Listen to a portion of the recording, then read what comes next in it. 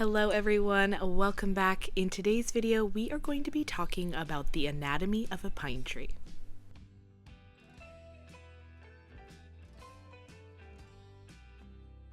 We'll talk about the brush strokes that you need to know, some of my tips for things to avoid and things to do, and then we'll paint 4 beautiful pine trees together.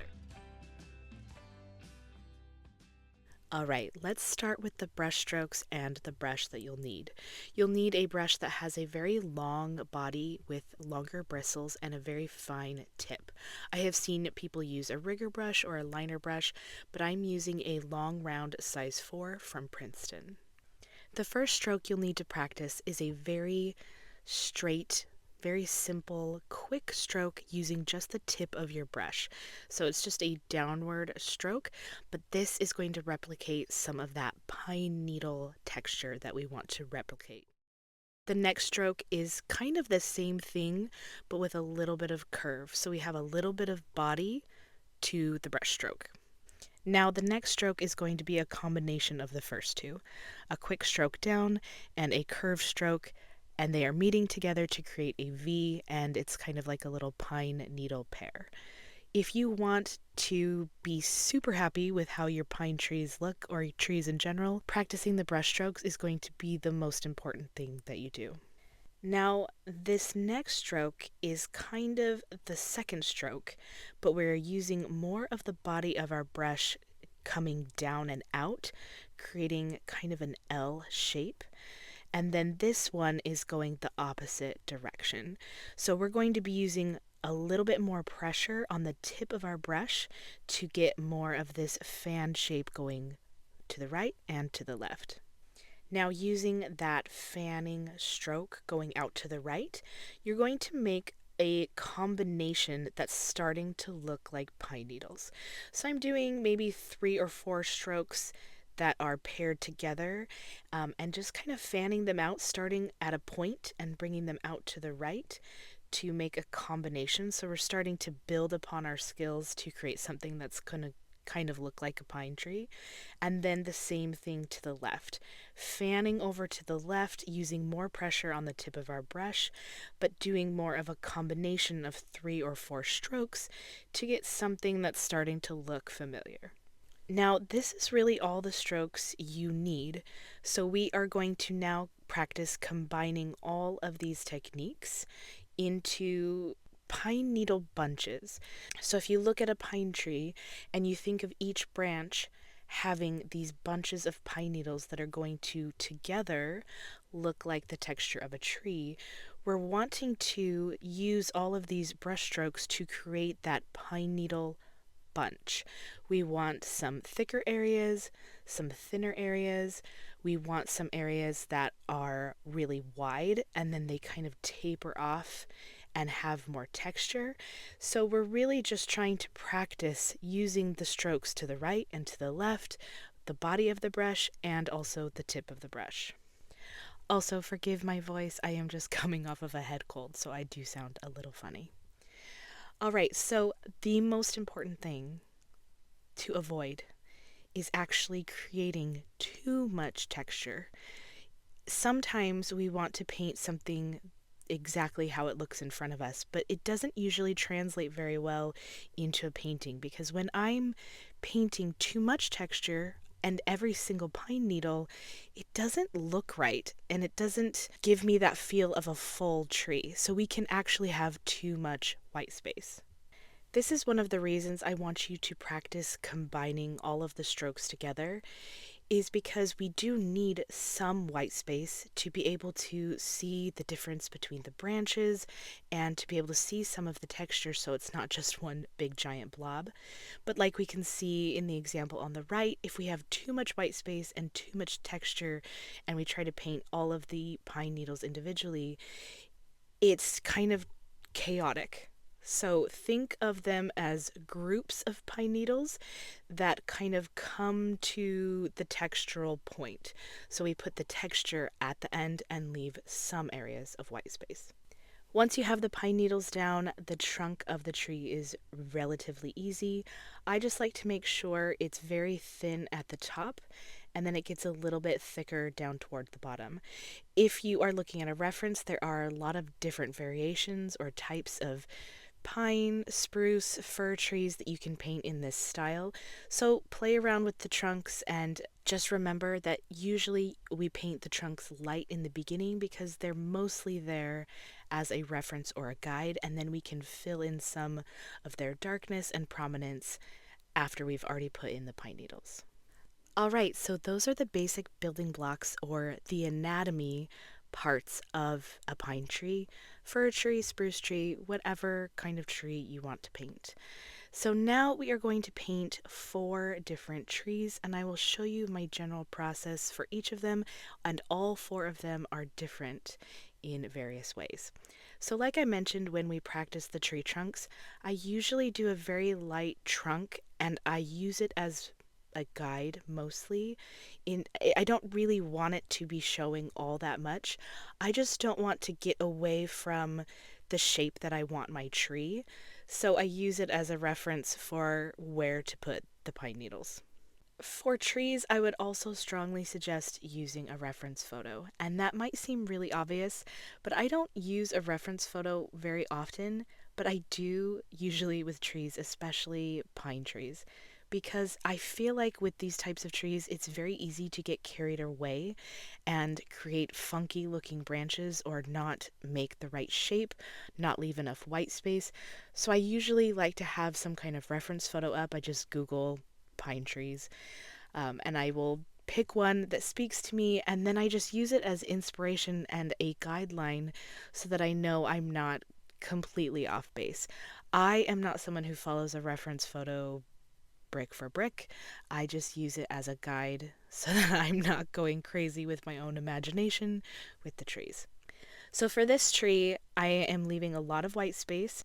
I am bringing the pine needles upward, but you can see I'm trying to create bunches where there's a heavier, darker area, and then as it comes out and up, we are having areas of light, tiny strokes that create a lot of texture so that you can tell that there's pine needles there.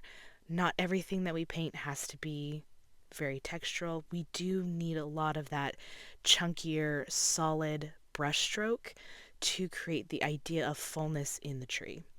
It's also really fun to play around with how the branches are sloping. Are they going upward? Are they going downward? Are they really full and hanging off to one side? That's another reason it's fun to look up a reference photo, is because trees can look really funny and you can have a lot of fun with the different shapes of trees that you might not have thought about because we are very rigid in our mind of what a tree should look like. So definitely have fun with it. And one of my favorite parts about the little textural bits at the end is you can really shape the entire tree by just adding a couple tiny little swipes on the edges of your little groupings of pine needles, and it will completely transform your tree. So always step back, look at your tree. If it's funky or lopsided on one side, you can add tiny little pine needles to change it up. Now that the pine needles have been added and they are starting to dry, I'm going to add some darker brown to the tree trunk because now it's looking very dull and light, whereas before it felt decently dark. But watercolor always dries a lot lighter than you think it will. And so I'm adding some of the brown up into the center of the tree, adding a couple tiny branches, and then smoothing out some of the areas on the tree trunk so we don't have such a harsh line.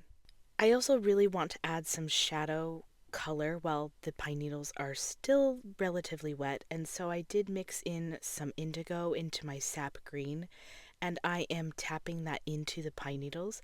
But something I realized pretty quickly here is I've lost all the lightness in my pine needles, so I'm going to rinse my brush, tap all the water out of my brush, and now that my brush is quote unquote thirsty, I can use my brush to pick up the paint and tap it over on my paper towel to remove some of the paint. And you can see we're bringing a lot of lightness back into those groupings. This is such an easy way to fix this problem when the darkness or the colors start to overwhelm the object that you're painting and you want to bring some lightness into it. You can lift that out with your brush, and then I go back in with indigo. Now that the area is a little bit more dry, I can add the shadows without it completely overwhelming my pine needle bunches. I really like leaving the end of my tree trunks kind of jagged and uneven, because then after I paint the tree, I can add some grass or some rocks and they look like they were made to be together, instead of, maybe having the trunk come to a very clean line at the bottom. If you just kind of leave it open, adding a little bit of texture at the bottom, it just is so aesthetically pleasing to me and it has a really nice finished look. Now we are going to paint 3 more trees, and even though all 4 of these trees are completely different, I'm using the same formula, the same technique, creating the anatomy of a tree, but I am changing different things about each one. Some are going to have thicker tree trunks, some are going to have more white space so they look a little bit more sparse between the branches, some are going to be pointing down, and some are going to have more of an upward point to their branches. So I am going to put the rest of this to music because I feel like I have explained most of my tips and my tricks, adding a lot of texture on the end, keeping the inside a little bit thicker, taking paint out and adding contrast, adding little bits to the end of the tree trunks. But I will see you at the end of the video, and I hope you enjoy watching the process of creating very different looks using the same techniques and anatomy formula.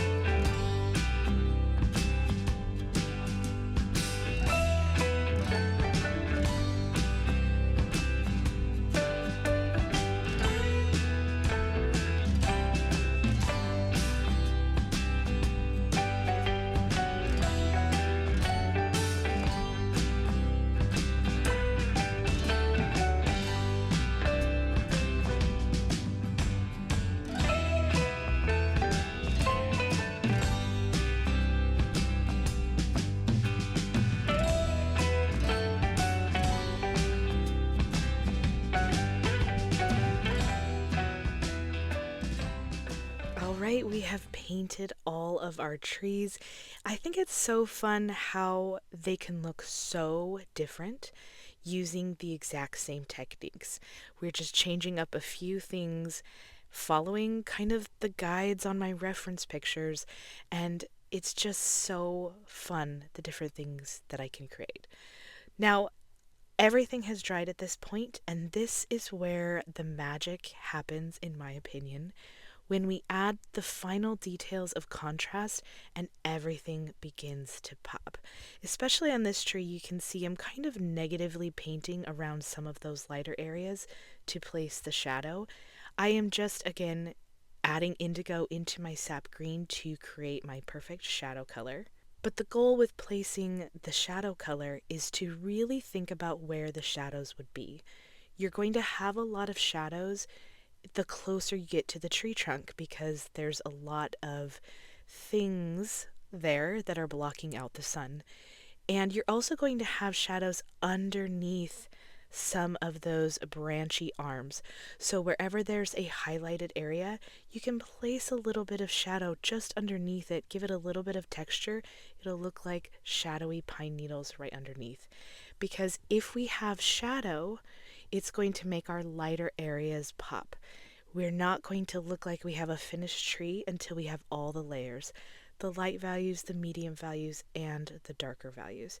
And you can see that pretty clearly as these trees start coming together and we add that shadowy area. They just look all the more real, the more interesting, and the more aesthetically pleasing. Someone recently told me that when I post a picture of my final product, kind of as the reference picture while I'm painting, that it helps a lot. So let me know if that was helpful for you in this video to see kind of where I was going with that tree while I was painting it, having the picture of it in the corner. I would also love to know which one of these trees is your favorite. I have my favorite, but I think there are just so many things I like about each one of them separately. I really loved the lightness and the shadows in this one that I'm painting now. I thought that looked the best on this one. So maybe I could have removed some more paint from some of the other trees, but I just think as a group they look great all together, and it's one of those subjects that I don't really mind painting dark and having more subtle light, medium, and dark values. I feel like, having these dark trees is kind of cute. I like the way it looks. I'm now just going to every single tree and adding very tiny little wispy pine needles right at the end of some of these bigger branches. I just want to give a lot more texture and movement to every single area on all of these trees. Remember that when you're doing these tiny little strokes, you're using very little pressure, just barely the tip of your brush is touching the paper. And I think that's one of the reasons why using a really long, very fine pointed tip brush works really well with painting pine trees, because sometimes the bigger, rounder brushes can create too much curvature in the brush strokes, which is great for a lot of things, but sometimes it's frustrating when you just want to get very pokey angles on your pine trees. And I feel like these longer brushes, like the long round brushes and the rigger brushes, they do a really great job with painting pine needles. I added a little bit of contrast to the grasses and rocks that are below the trees, and then also one final pass of contrast in all of the tree trunks. Use whatever paint makes you the happiest, but I have been using Winsor and Newton in my Pottery by Eleni palette. And I love using this limited palette. I have a lot of videos about it. If you want to learn more about color mixing, I will link them below. But my favorite way to make brown is by mixing magenta, sap green, yellow, and then just a little bit of indigo. Makes this beautiful, rich mahogany brown. I just love it, especially with painting pine trees. And that is it. Thank you so much for being here today while we painted pine trees. I was so excited to show you my anatomy of a pine tree formula. I feel like if you use a reference and you use this formula, you cannot go wrong. You're going to paint perfect pine trees every single time. I hope to see you in my next video and have a very, very good day. Bye.